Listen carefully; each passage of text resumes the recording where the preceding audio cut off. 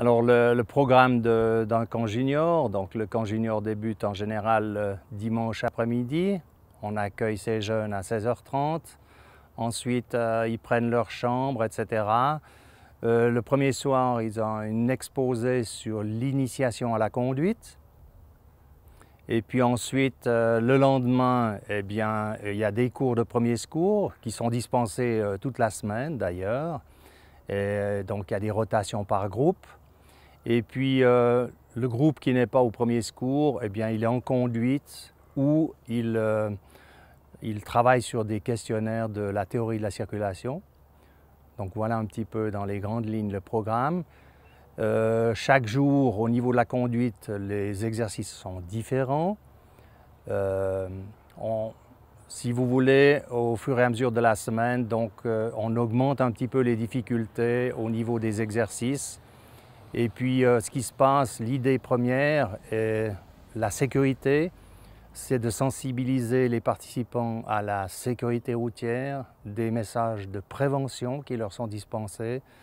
Et puis, l'idée, c'est qu'ils aient la capacité de maîtriser la maîtrise de base de la voiture, déjà, durant cette semaine. Chaque soir, il y a un exposé avec un intervenant différent. Nous avons un représentant de l'Office de la circulation et de la navigation de Fribourg qui vient. Nous avons également un avocat qui vient faire un exposé sur les aspects juridiques, assurances, les aspects tribunaux, pénaux.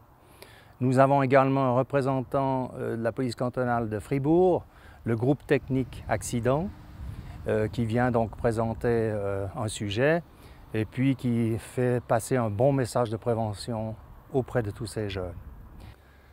Alors, à l'issue du camp junior, donc, chaque participant va bénéficier de l'attestation de suivi des cours de premier secours. Il est nécessaire de la présenter lorsqu'on effectue une demande d'un permis d'élève conducteur. Et puis également, donc, ils ont tous eu la possibilité de conduire le véhicule, d'être à même de le déplacer, de le garer, etc. Donc ils ont déjà bien acquis la maniabilité de base d'un véhicule et aussi le sens de l'observation, le principe de précaution lorsqu'ils mettent en mouvement le véhicule et lorsqu'ils évoluent avec celui-ci, donc de prendre les précautions par rapport à leur environnement immédiat. Alors, ce qu'ils ont appris, donc, c'est déjà de vivre une semaine en commun. Déjà, c'est quelque chose par rapport à leur expérience de vie.